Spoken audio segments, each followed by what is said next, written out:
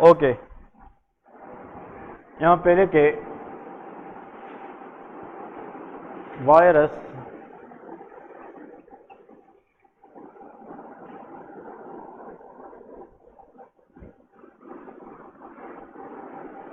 Hepatitis A virus, hepatitis B virus, hepatitis C virus, D and hepatitis E virus. इस तरह chart draw करें, ठीक है। अब इन सब की हम डिफरेंस पढ़ेंगे कि what is the difference between these types of hepatitis viruses.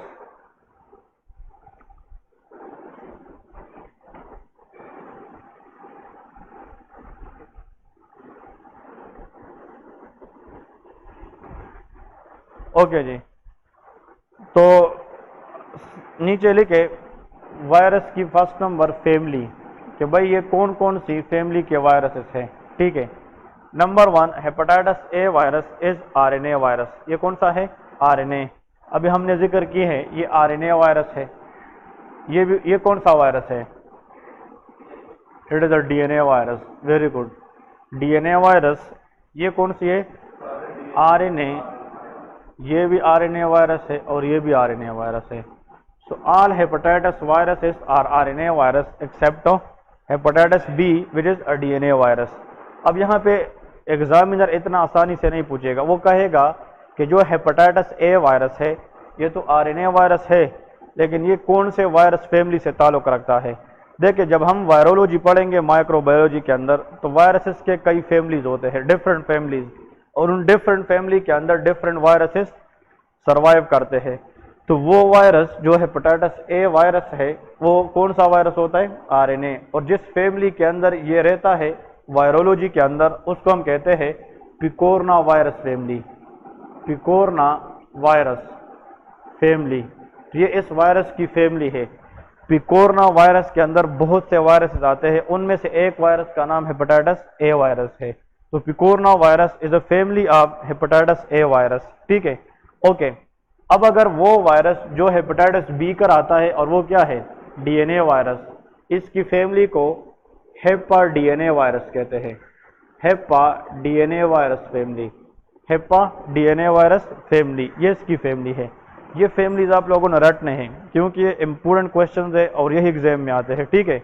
Hepatitis C के लिए जो वायरस है which is also RNA virus but it is belongs to flavi virus family.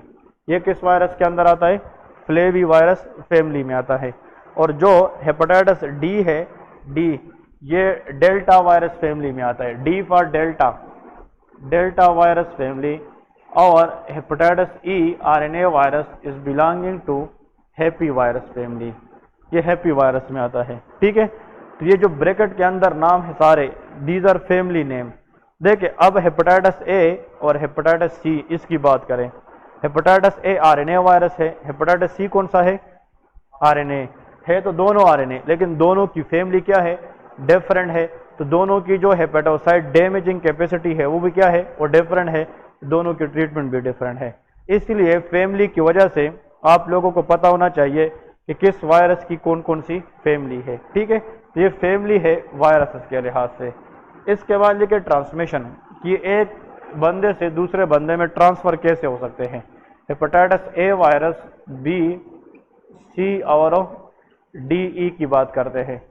जो हेपेटाइटिस ए वायरस है, it is transmit from one person to another through faeco oral route. किसके जरिए? Faeco oral route, faeco oral route. Faeco oral route का मतलब यह है by the help of contaminated food and water. अगर for example कोई बंदा है वो हेपेटाइटिस ए वायरस इन्फेक्टेड है और वो कोई खाना खाता है और उस खाने पे हेपेटाइटिस ए वायरस के स्पीशीज आ गए, वो खाना आपने भी खा लिया, या फॉर एग्जांपल बाहर बाजार से आपने गंदा फूड खाया है, उस वजह से क्या हो सकता है? Hepatitis A virus. तो hepatitis A virus is transmitted for example contaminated food की वजह से। कंटामिनेटेड फूड, इसका एग्जाम में क्वेश्चन आता है कि हॉस्टल के जितने भी स्टूडेंट्स थे वो सारे के सारे मार्केट में गए खाना खाने, और जब वो वापस आए तो सबको डायरिया हो गया और सबकी जो आंखें हैं वो पीली हो गई, येलोविश। तो जब हेपेटाइटिस होता है लीवर सेल डैमेज हो जाते हैं, तो can conjugation of bilirubin occur? No. तो what happen to bilirubin level? Increase. It will lead to yellowish discolouration of the eye which is called of jaundice. तो जब भी बाहर खाने के बाद बंदे को डायरिया हो जाए और jaundice, that will be which hepatitis? Hepatitis A virus. Clear है? तो hepatitis A virus they can transfer from contaminate food. Contaminate mean जो गंदा फूड है, जिस फूड के अंदर वायरस की जो इन्फेक्शन है वो मौजूद है, अगर वो बाजार से कोई बंदा खा ले तो उस बंदे को भी हेपेटाइटिस ए वायरस इन्फेक्शन हो ज़्यादा होती है। ठीक है। नेक्स्ट लिखे ट्रेवलर्स। ट्रेवलर मीन जो सफ़र करते हैं, ट्रेवलर्स, वो रास्ते में फूड खाते हैं कि नहीं? तो ट्रेवलर्स जितने होते हैं उसके अंदर कौन सा हेपेटाइटिस आता है? Hepatitis A virus. Hepatitis B virus के अंदर लेके पेरेंट्रल रूट, ये पेरेंट्रल रूट से ट्रांसमिट होता है। पेरेंट्रल रूट का मतलब ये है, देखे यहाँ पे तो चाहे हम फूड खाए चाहे हम पानी पिए, ये तो हम ओरली खाते हैं ना, इसलिए इसको हम ओरल रूट कहते हैं। Parenteral mean other than oral route. तो इसमें ब्लड ट्रांसफ्यूजन, कभी कभार अगर एक बंदा जिसको हेपेटाइटिस बी वायरस इन्फेक्शन हो, उसकी ब्लड हम ऐसे बंदे को दे दे जिसमें ना हो, तो अगर ब्लड ट्रांसफ्यूजन के अंदर हेपेटाइटिस बी वायरस था, तो जो बंदा रिसिपिएंट है, जो रिसीवर है ब्लड की, तो उसको बी वायरस हो सकता है कि नहीं? यहाँ पे लेके ब्लड ट्रांसफ्यूजन,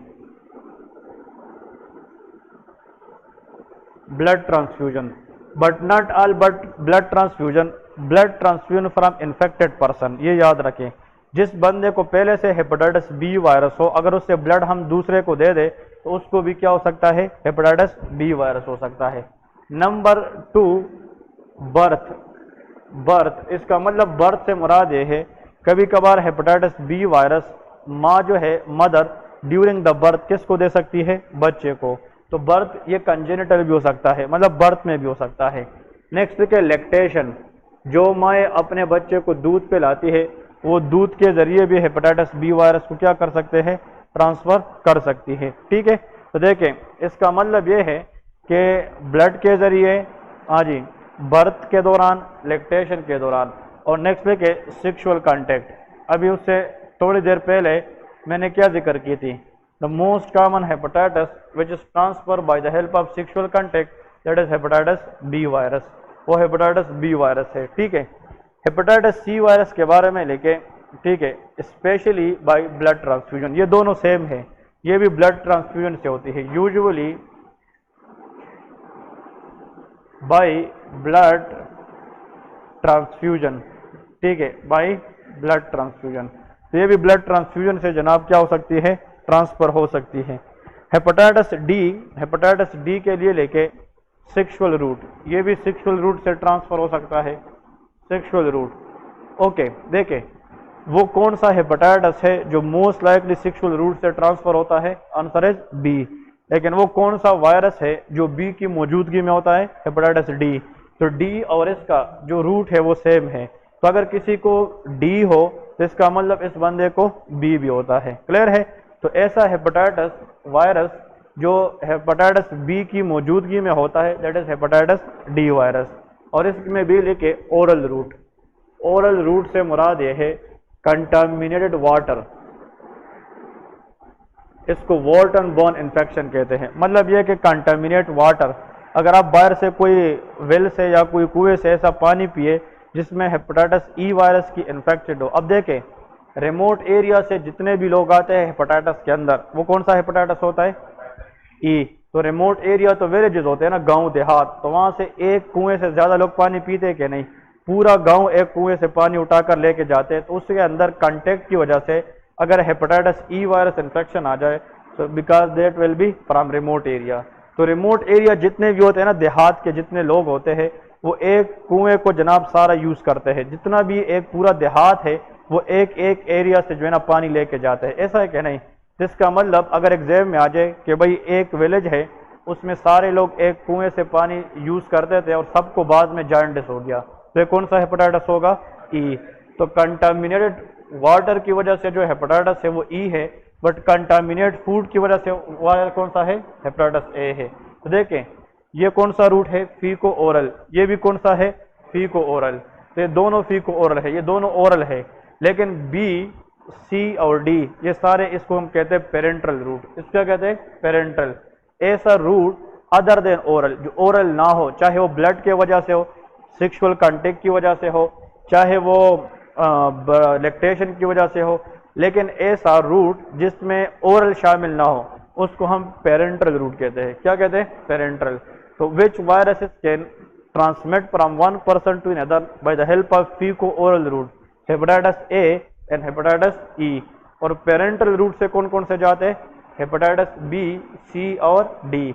इनमें से ब्लड के जरिए जो सबसे ज्यादा जा सकता है वो हेपेटाइटिस सी है, लेकिन इनमें से जो सेक्सुअल कांटेक्ट से ज्यादा जा सकता है वो हेपेटाइटिस बी है, और उसकी मौजूदगी में हेपेटाइटिस डी भी जाता है। क्लियर है? तो ये जनाब इसकी ट्रांसमिशन रूट है। नेक्स्ट लिखे इंक्यूबेशन पीरियड। इंक्यूबेशन लिखे, इंक्यूबेशन। इंक्यूबेशन से मुराद ये है कि अगर ये वायरस इन्फेक्शन कराए तो ये बॉडी के अंदर कितनी टाइम तक रह सकती है, ये लीवर को डैमेज कितना टाइम तक कर सकते हैं। यहाँ पे लेके it can damage the liver shortly, short time. इसका मतलब 2 से 3 हफ्ते, मतलब 2 से 3 हफ्ते के अंदर पेशेंट क्या हो जाता है? ठीक हो जाता है। Hepatitis A virus affect the liver for very short time. Hepatitis B virus can affect the liver for long time. ये क्रोनिक हेपेटाइटिस है, ठीक है।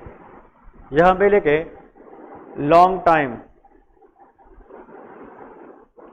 लॉन्ग टाइम, और यहां पे लेके शॉर्ट टाइम। अब इससे क्या आप लोगों को अंदाजा हो गया कि hepatitis A, yes, hepatitis A and hepatitis E they are acute hepatitis. ये क्या होते हैं? अक्यूट। वो हेपेटाइटिस जो बॉडी के अंदर बहुत कम टाइम रह सकते हैं उसको क्या कहते हैं? अक्यूट। तो हेपेटाइटिस ए और ई क्या है? अक्यूट हेपेटाइटिस है। Hepatitis B, C and D they are called chronic hepatitis. मतलब इसका जो मसला है ये महीनों से सालों तक भी जा सकता है, लेकिन जिस बंदे को आज हेपेटाइटिस ए हो जाए, अगर वो प्रॉपर रेस्ट करे और मेडिसिन ले ले तो ये बंदा 2 से 3 हफ्ते में ठीक हो सकता है। The maximum time for hepatitis A is 3 weeks. कितने वीक्स होते हैं? 3। तो कुछ लोग दूसरे हफ्ते ठीक हो जाते, कुछ लोग तीसरे हफ्ते में ठीक हो जाते, but by the end of 3rd week everyone is okay. तो हेपेटाइटिस ए और ई से मतलब डरना नहीं चाहिए। इस एक पॉइंट का एक मतलब है, इसमें मैंने बहुत से पेशेंट भी देखे हैं। देखें, पेशेंट आते हैं जनाब आप लोग के पास, डॉक्टर साहब मैं बहुत परेशान हूँ। क्यों? इसको यरकान कहते ना, कि मुझे हेपेटाइटिस हुआ है। अब हेपेटाइटिस का नाम सुनकर बहुत से लोग जो है ना डर जाते हैं कि भाई हेपेटाइटिस तो बहुत डेंजरस चीज़ है। पहले आप लोगों ने देखना है कि which type of hepatitis the patient is having. अगर पेशेंट को हेपेटाइटिस क्या है? ए है, पेशेंट को काउंसल करे, पेशेंट को पॉजिटिव बातें बताए कि भाई ये हेपेटाइटिस एक आम इन्फेक्शन की तरह है, ये तो बस आया है और 2 से 3 हफ्ते के बाद क्या हो जाएगा? खत्म हो जाएगा। पेशेंट की साइकी आप बढ़ाए, उसकी पॉजिटिव माइंड बनाए। अगर पेशेंट पॉजिटिव माइंड बनाए तो वह हेपेटाइटिस से बिल्कुल ठीक हो जाएगा। लेकिन अगर हेपेटाइटिस की अपनी इतनी साइड इफेक्ट ना हो लेकिन पेशेंट ज़्यादा डरा हो तो इससे मजीद कॉम्प्लिकेशन या मसाइल बन सकते हैं कि नहीं। तो आज से पहले तो सबके जहन में था कि hepatitis case is very dangerous case. It is a dangerous if it is hepatitis B or C, but if it is hepatitis A or E, it is not dangerous. It is just like arm infection, normal infection है। 2 से 3 हफ्ते में बंदा ठीक हो जाता है। लेकिन hepatitis E become lethal if at the same time the female is pregnant। अगर प्रेगनेंसी के अंदर E हो जाए तो फिर उसको केयर करना पड़ता है, उसको हॉस्पिटल ले जाना पड़ता है, क्योंकि E in pregnancy is always lethal hepatitis। लेकिन अगर प्रेगनेंसी नहीं है तो AER सेफ हेपेटाइटिस, ये सेफ है, इसकी चांसेस ऑफ कॉम्प्लिकेशन क्या है? वो बहुत कम होती है। इसके बाद लिखे क्लिनिकल फीचर्स। क्लिनिकल फीचर्स, तो क्लिनिकल फीचर्स हेपेटाइटिस ए के अंदर क्या होते हैं? Number 1 in clinical feature hepatitis a patient में नंबर 1 ये तो एसिम्प्टोमेटिक होते हैं, मतलब इन लोगों को पता ही नहीं चलता, एसिम्प्टोमेटिक, ठीक है। नंबर 2 अगर सिम्टम आ भी जाए, नंबर 1 माइल्ड फीवर, इन लोगों में क्या होता है? Mild fever. जॉइंटिस होगा कि नहीं? जॉइंटिस, लॉस ऑफ एपिटाइट, क्योंकि मेटाबॉलिज्म नहीं होगी लीवर में तो लॉस ऑफ एपिटाइट, और plus nausea and vomiting, that's it, ठीक है। आप लोगों को एक ट्रिक बता रहा हूँ, देखे जब भी कोई बंदा आप लोगों के पास आ जाए कि डॉक्टर साहब मैंने कल बाहर से खाना खाया है और अभी आज सुबह उठकर मुझे डायरिया हुआ है और मैंने जब शीशे में देख ली तो मेरे आंखें पीली पीली नज़र आ रही है और आपने एलएफटी की, उस पर बिलिरुबिन लेवल क्या है, ज़्यादा। किसी रेस्टोरेंट में फूड खाने के बाद yellowish discolouration to the eye with LFT increase bilirubin, there always think about hepatitis A virus. Patient को बेड रेस्ट बताए, पेशेंट को कहे कि आप चावल भी ना खाए, पेशेंट को कहे कि आप मीट से भी गुरेज करें और पेशेंट को एक सिरप देते हैं दैट इज हेपामर्स। किसके नाम से आता है, हेपामर्स। ये हेपामर्स सिरप है, हेपामर्स। हेपामर्स एक सिरप का नाम है जो पाकिस्तान में रिसेंटली शॉर्ट हुआ था, लेकिन this syrup is most effective for all type of hepatitis. Clear है, चाहे कोई भी हेपेटाइटिस है इसके अंदर जो इफेक्टिव सिरप है वो हेपामर्स है। डॉक्टर्स आजकल ये भी कहते हैं कि हमारी जो फूड है वो तो हाइजीनिक नहीं है ना, अनहाइजीनिक फूड है, तो चाहिए कि हर एक बंदा हर 3 महीने के बाद एक कौन सा सिरप लिया करे, हेपामर्स। ये लीवर की वॉशिंग करता है, लीवर के अंदर जो टॉक्सिन है उसको ख़त्म कर देता है। अगर किसी पे हेपेटाइटिस आने वाला हो इस सिरप से वो ख़त्म हो जाता है, और अगर किसी को हेपेटाइटिस हो चुकी है तो इस सिरप से वो ट्रीट हो जाता है। तो ये हेपेटाइटिस को प्रिवेंट भी करता है और ये हेपेटाइटिस को ट्रीट भी करता है। तो this syrup should be noted by everyone. Hepamerz के नाम से सिरप आता है and that is most effective. अगर ये नहीं है तो हेपा के हेपाटेक से नाम से भी सिरप आता है। हेपाटेक या हेपामर्स ये दोनों सिरप के नाम है, और जब भी वर्ड हेप आ जाए या हेपाटेक आ जाए it's mean it has something to do with liver, ये लीवर के साथ इशू है। ठीक है, तो ये जनाब इसके फीचर है। यहाँ पे लिखे हेपेटाइटिस बी वायरस, इसमें भी सेम फीचर होते हैं, सेम, लेकिन प्लस फ्लू लाइक सिम्टम। इसमें फ्लू लाइक सिम्टम्स आते हैं, कफ वगैरह, स्नीजिंग वगैरह, ठीक है, फ्लू लाइक सिम्टम। लेकिन plus if not treated increase risk of HCC। HCC stand for hepatocellular carcinoma. Hepatocellular carcinoma, carcinoma is a cancer. कि अगर हेपेटाइटिस बी को हम ट्रीट ना करें इन द लॉन्ग रन, कुछ सालों के बाद पेशेंट को क्या हो जाएगा, HCC।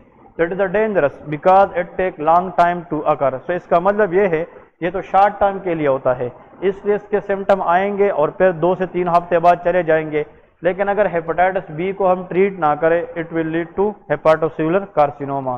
तो इट इज सेफ और डेंजर, ये डेंजरस हेपेटाइटिस है। ठीक है, इसमें लेके हेपेटाइटिस सी में सेम फीचर, सब हेपेटाइटिस की फीचर सेम होती है। अब आप लोग कहोगे कि हमें कैसे पता चलेगा कि ये कौन सा हेपेटाइटिस है। पेशेंट कहेगा कि भाई इसने रिसेंटली ब्लड ट्रांसफ्यूजन की है, उसके बाद ये सारे सिम्टम्स आए हैं, तो फिर ये मोस्ट लाइकली हेपेटाइटिस सी है। पेशेंट सेक्सुअल कांटेक्ट की हिस्ट्री के साथ आए हैं, ये हेपेटाइटिस बी की तरफ है। और अगर बाहर से किसी ने खाना खाया है या इस तरह कोई पार्टी पे गया था उसके बाद ये सिम्टम आए हैं तो फिर ये हेपेटाइटिस ए वायरस है। तो depending upon the patient history, mood off transmission को हम देखकर इन सिम्टम की बेस पे हेपेटाइटिस के बारे में सोचते हैं। क्लियर है, लेकिन यहाँ पे देखें अगर इसको हम ट्रीट ना करें हेपेटाइटिस सी वायरस को, इंक्रीज रिस्क ऑफ सिरोसिस। ये क्या कराता है, CLD, एंड CLD के बाद सिरोसिस, और सिरोसिस अगर ट्रीट ना करे it will lead to hepatocellular carcinoma. देखें हेपेटाइटिस बी वायरस ये डायरेक्ट HCC करता है, लेकिन इस वायरस के अंदर HCC तब होगा जब पहले क्या हो जाता है, सिरोसिस। तो इस हेपेटाइटिस से कैंसर को होने में टाइम लगेगा क्योंकि इसमें सिरोसिस पहले आएगा, लेकिन इसमें सिरोसिस नहीं होता, इसमें डायरेक्ट कैंसर होता है, which is dangerous. Hepatitis B virus is dangerous because it is DNA virus. ये MCQs है। ये कौन सा वायरस है, DNA। जो वायरस DNA हो उसकी कॉम्प्लिकेशन RNA वायरस से ज्यादा होती है। तो इसका मतलब वाई दिस वायरस, पहले सिरोसिस फिर HCC and that is direct HCC। The reason is there difference in genome.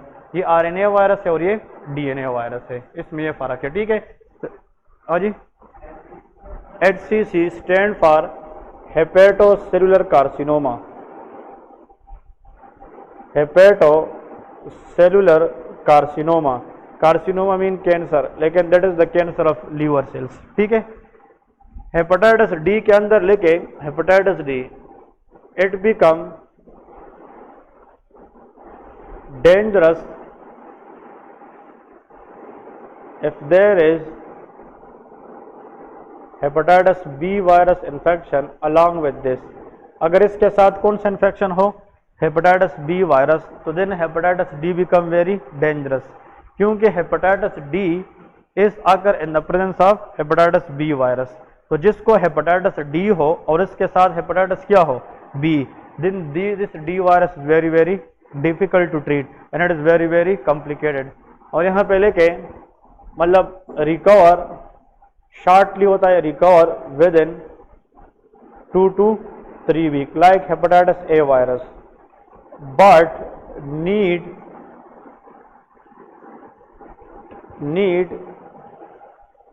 efficient workup and treatment if it occur in, answer is हाँ जी, प्रेगनेंसी। इसका मतलब ये है कि this hepatitis recover within 2 to 3 weeks but need efficient workup and treatment if it occur in pregnancy, क्योंकि which hepatitis become lethal in pregnancy, answer is hepatitis E virus. तो अगर ये आम बंदे में हो जाए तो फिर डरने वाली बात नहीं है, बंदा 2 से 3 हफ्ते में ठीक हो जाता है। लेकिन अगर ये hepatitis at the same time उस बंदे में हो जाए जिसको जनाब प्रेगनेंसी हो, तो प्रेगनेंसी के अंदर इस हेपेटाइटिस की फिर क्या करनी चाहिए, वर्कअप करनी चाहिए, वरना it proven to be dangerous hepatitis. ठीक है, नेक्स्ट इसके लेके MCC risk, HCC risk. What is HCC now, hepatocellular carcinoma. कि हेपेटोसेल्युलर कार्सिनोमा की रिस्क किस हेपेटाइटिस में होती है, हेपेटाइटिस ए में होता है, हाँ, नो, हेपेटाइटिस बी में, yes, hepatitis C, yes, hepatitis D, yes, because it is occur along with hepatitis B, तो यस, ठीक है, और इसमें no, because they are acute. Clear है। देख ये टेबल बहुत इंपॉर्टेंट है एग्जाम पॉइंट ऑफ व्यू से, ये टेबल जानना बहुत इंपॉर्टेंट है, क्योंकि हेपेटाइटिस के केसेस और इसके एमसीक्यूज ये बहुत कॉमन आते हैं। ठीक है, तो इसका मतलब ये रिस्क है एचसीसी, तो इसलिए A are non dangerous, B C D are dangerous hepatitis. Clear है। नेक्स्ट देखे prognosis, chances of survival. Prognosis, prognosis का मतलब क्या है कि इसमें चांसेस ऑफ सर्वाइवल क्या है, तो इसमें तो गुड है, गुड, क्योंकि बंदा जल्दी ठीक होता है। इसमें डिपेंड करता है कि अगर हम जल्दी ठीक करें तो गुड प्रोग्नोसिस है, अगर ये लॉन्ग टर्म में जाए तो पुअर है, लेकिन at the end prognosis is poor. ठीक है, इसमें भी क्या है, पुअर प्रोग्नोस है, ये भी पुअर है, और ये क्या है, गुड है if it is occurring in non pregnant female, लेकिन if it is occur in pregnancy sometime its prognosis very poor. ठीक है, तो वो आप लोगों ने याद रखना है कि ब्रैकेट में लेके in pregnancy it should be proven prognosis, इसके अंदर प्रोग्नोसिस पुअर हो सकती है। तो ये जनाब हमारे पास हेपेटाइटिस के केसेस है। ठीक है, कि भाई कौन सा हेपेटाइटिस क्या कराता है, आरएनए वायरस कौन सा है, डीएनए कौन सा है, और इन सब की मोड ऑफ ट्रांसमिशन कौन सी है। तो इसके बारे में एमसीक्यूज 2 से 3 आते हैं और ये लिस्ट सबको आना चाहिए। साफ करूं, लिख लिया, ओके। अब यहाँ पे एक और कंडीशन की तरफ जाते हैं, लेकिन serological marker of hepatitis B. Hepatitis B की सीरोलॉजिकल या लेबोरेटरी टेस्ट हम कैसे करते हैं।